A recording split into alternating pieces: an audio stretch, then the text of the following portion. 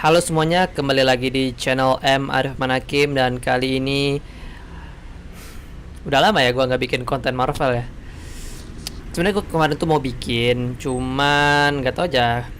Oh ya, kemarin tuh pas episode Loki akhir-akhir, gue kebanyakan bikin podcast sama anak Marvel Universe. Terus gue sebenarnya waktu itu kondisi juga lagi nggak enak badan, lagi males buat ngedit karena gue sendiri. Ngedit tuh cukup effort ya, apalagi kalau sendiri. Padahal gue udah bikin jadwalnya cukup renggang ya, sekali seminggu, cuman tetap males gitu. Kali ini gue mencoba merecap kembali beberapa hal-hal yang gue lewatkan yang belum gue bahas. Mungkin lebih tepatnya ini berita terkini tentang Marvel. Nggak terkini juga sih ya, mungkin agak-agak telat dikit lah ya, cuman buat rumor, spekulasi, bocoran-bocoran, baik itu yang resmi atau masih kabar burung yang belum terkonfirmasi, mari kita bahas kali ini. Kemarin gue udah sempat bahas trailer Spider-Man No Way Home, ternyata sangat panjang. Itu kayaknya kita bahas trailernya udah bikin setengah filmnya kebongkar. Walaupun itu belum tentu pasti ya kita bahas, cuman itu semua berasal dari rumor yang beredar dan itu terbukti semua di trailernya. Jadi Spider-Man No Way Home melawan rumor-rumor dari series atau film Marvel sebelum-sebelumnya yang kebanyakan benar. Jadi sangat exciting buat film Spider-Man No Way Home. Gue optimis sih kalau tidak pandemi ya. Itu kayaknya $1,5 miliar kayak tembus itu ya. Dan gue juga udah males buat gantungin, kayaknya lebih enak gue ngomong langsung karena kadang suaranya nggak jelas ketika gue ngedit. Kalau ini kan gue langsung bisa ngeditnya simple, jadi gue pegang aja micnya. Oke, yang paling terbaru ya, ini gue record tanggal berapa ya? Ntar gue lihat tanggal dulu. Oh, sekarang gue nge-record tanggal 18 September 2021, sekitar 5 hari yang lalu kalau nggak salah.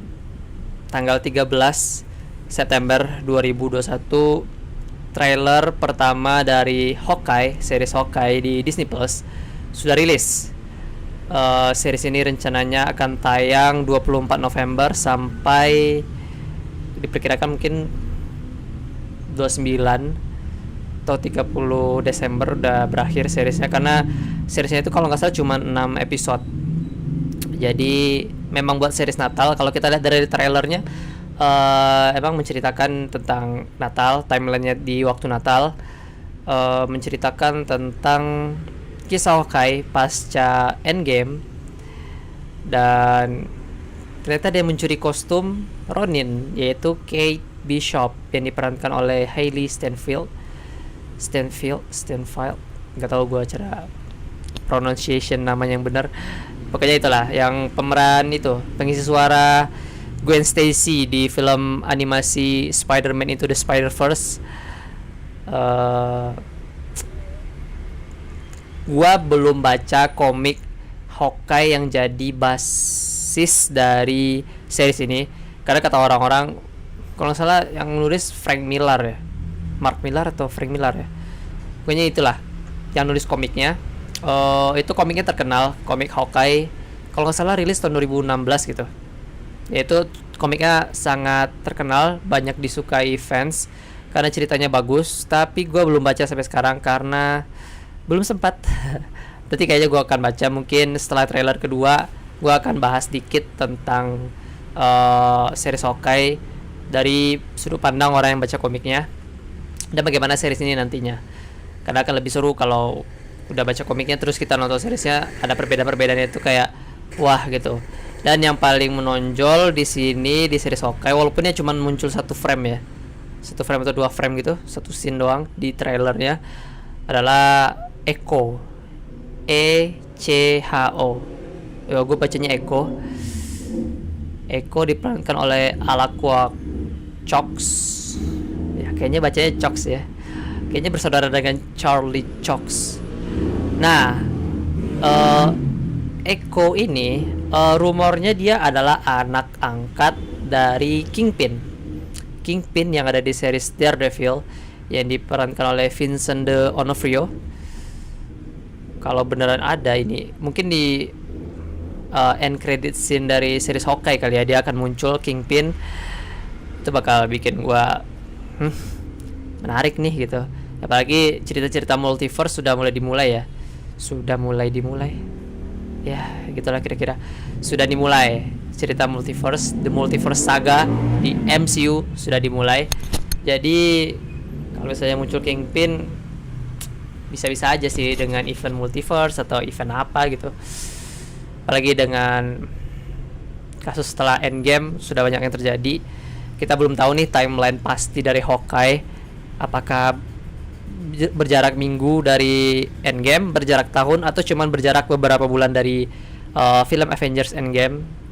Belum ada keterangan resmi, gue juga belum baca, belum nemu sumber yang cukup akurat.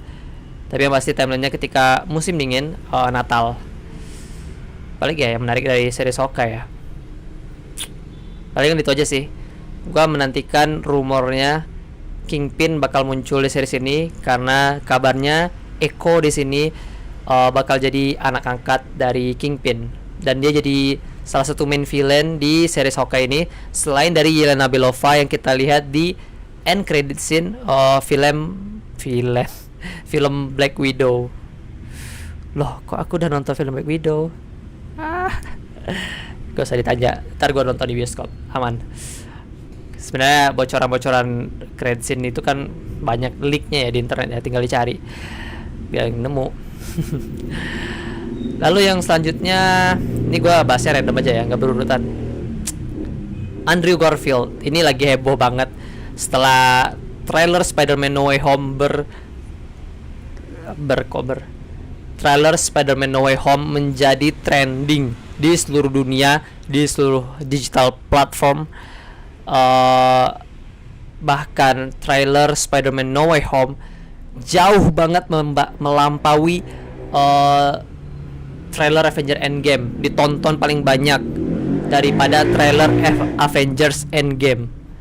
Dan bahkan Tom Holland udah bikin statement kalau film Spider-Man No Way Home adalah the most ambitious standalone movie ever. Walaupun setelah itu dibalas sama Benedict Cumberbatch, wait until Doctor Strange in the Multiverse of Madness. Kita lihat saja, ini semakin menarik sih. Bakal banyak karakter apalagi kan. Yang lucunya Andrew Garfield kan, rumor Spider-Man No Way Home banyak yang bener nih. Hampir semua rumornya bener. Mungkin ada kayaknya yang rumor yang gak bener, tapi sejauh ini semua rumornya bener semua. Kemunculan Electro, kemunculan Sandman, kemunculan Green Goblin, kemunculan Dr. Octopus, Doctor Strange. Rumor yang belum terkonfirmasi dengan pasti kan Tobey Maguire, Andrew Garfield, Emma Stone, sama Kristen Dunst, pemeran MJ dari film Spider-Man-nya Tobey Maguire. Apalagi ya, banyak sebenarnya banyak. Jadi tentu orang-orang pada bertanya, dan ada salah satu interview dengan siapa ya, Jimmy Fallon atau Jimmy apa ya, gue lupa. Pokoknya di salah satu interview ditanya nih, ini gimana nih bocoran video lu yang di lokasi syuting Spider-Man No Way Home bocor nih, ini beneran lu nggak? Andrew Garfieldnya cuma mengelak-ngelak gitu.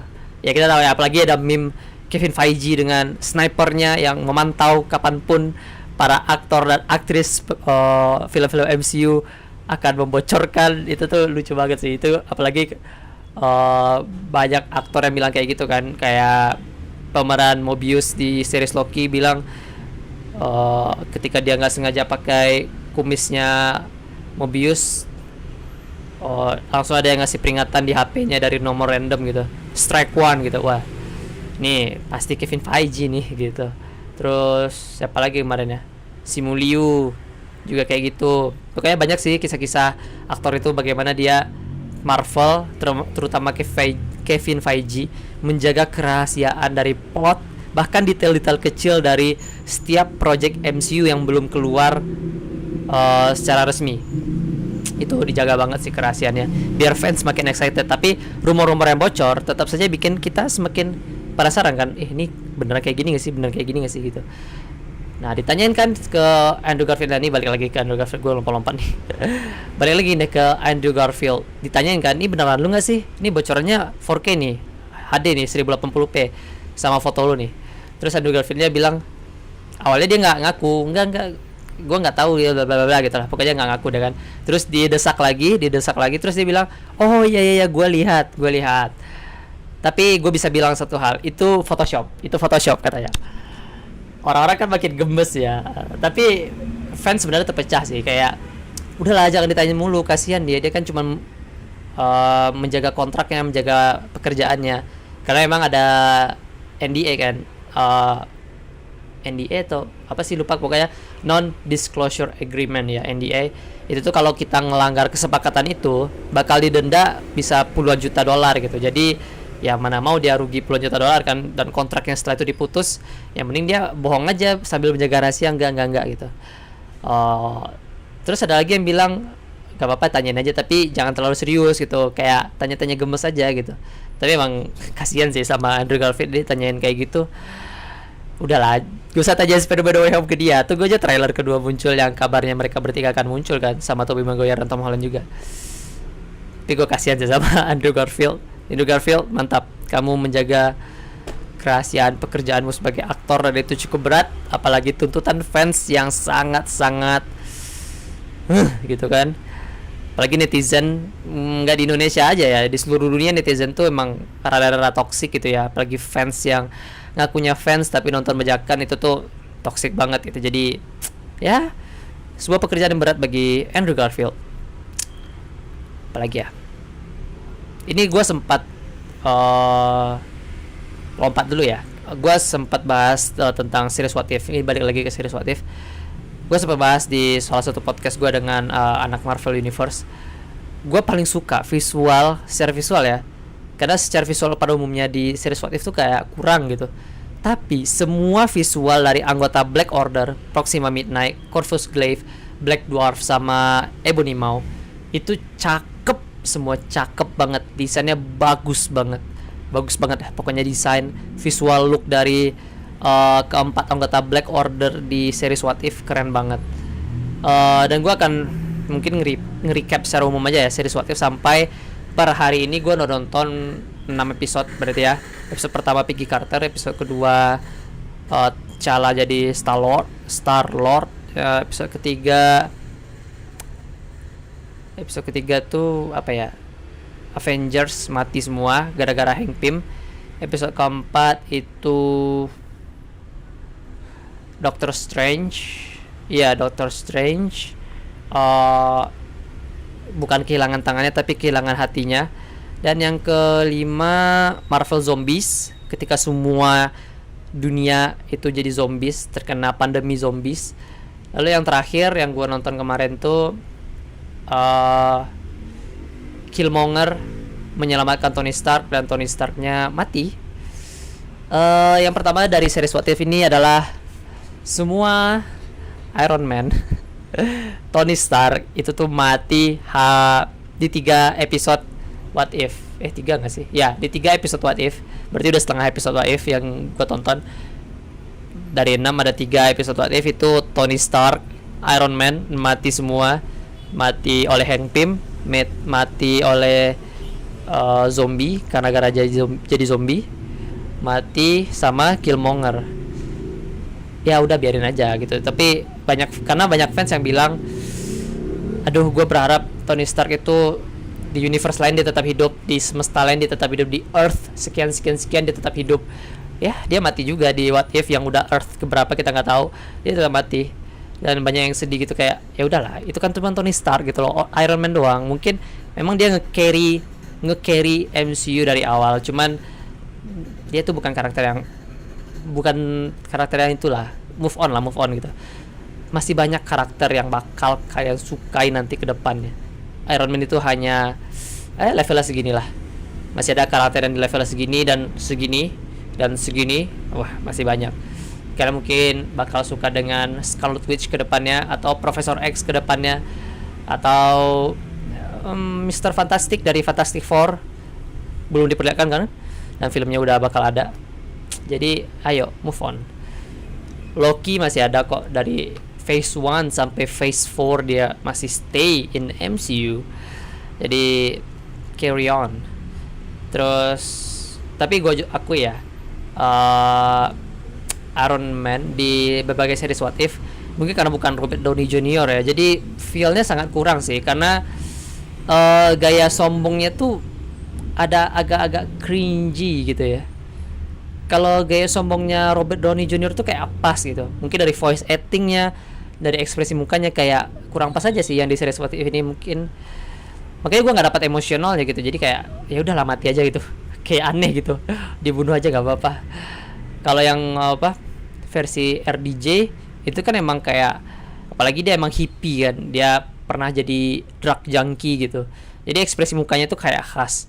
Nah, mendukung peran dia sebagai Tony Stark gitu. Jadi biarlah yang di series What If move on. Apa lagi ya di series What If? Paling itu aja sih. Yang gua kaget sebenarnya sih Spider-Man ya. Karena itu berarti ada deal agreement lagi antara Disney dengan Sony bisa memunculkan Spider-Man di kartun. Dan ini yang bikin gua bertanya-tanya. Apakah Spider-Man dari series What If itu akan muncul lagi di dalam bentuk live action di masa depan nantinya? Apakah di film Sony atau di film Disney? Itu tuh cukup menarik sih, karena tahun 2022 ntar itu bakal ada sequel dari Spider-Man Into the Spider-Verse kan.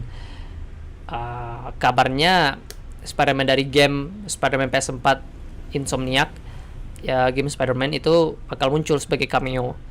Nah, apakah yang dari series What If ini juga bakal cross ke sana? Karena ini menarik kan, apalagi dia dari dunia yang isinya zombie semua. Itu kan universe baru gitu. Harusnya iya sih, biar makin bagus lah ceritanya gitu. Dan itu bikin gua nggak sabar sih ngeliatnya. Berarti semuanya udah canon MCU nih, tinggal nyambung-nyambungkan yang tersisa aja dari series Daredevil, series-series yang lainnya. Kita tinggal tunggu aja. Lalu ini bocoran terbaru. Kemarin gua habis makan tadi. Kemarin sekitar tanggal 15 September itu tuh udah premiere film Venom, Let There Be Carnage. Dan ini bocoran yang udah di take down di mana-mana, tapi bikin orang heboh, excited, adalah Venom sudah dikonfirmasi masuk MCU. Bagi orang ini mengejutkan, bagi gua nggak terlalu, karena menurut gua sejak awal Venom itu udah di MCU, cuman Sony dan Disney itu cuman mencari agreement masalah kontrak aja sebenarnya, masalah hak cipta gitu. Mereka sebenarnya Disney itu cuman ngelihat pemasukan dari film Venom yang pertama menjanjikan, ya udah masuk MCU gitu. Kalau nggak menjanjikan ya udah nggak. Nah, karena melihat menjanjikan, gue yakin nih masuk MCU. Kenapa gue yakin? Karena gue lihat trailer Morbius di trailernya ada Vulture dari MCU. Nah, itu tuh udah menandakan kalau memang film apalagi Morbius udah dibilang kan, Morbius itu satu universe dengan Venom. Berarti Morbius, Venom itu masih di MCU. Cuman ceritanya separate, diambil oleh studio lain gitu. Tapi mereka semua masih MCU. Dan saling connected kok. Sama kayak Spider-Man Homecoming, Spider-Man No Way Home, Spider-Man Far From Home. Itu kan MCU, cuman diproduksinya bukan sama Disney, sama Sony gitu aja. Jadi gua gak terlalu kaget sih. Cuman semua orang sangat histeris dan kaget. Scene-nya itu tuh Eddie Brock dan Venom habis mengalahkan Carnage. Lalu mereka mengasingkan diri ke suatu tempat bersembunyi di sebuah pesisir pantai. Nah, Eddie Brock tuh lagi nonton TV. Isi berita di TV adalah identitas Spider-Man terbongkar sebagai Peter Parker. Persis seperti ending Spider-Man Far From Home. Berarti mereka terconnected kan. Berarti kejadian di Venom 2 itu tuh setelah Spider-Man Far From Home.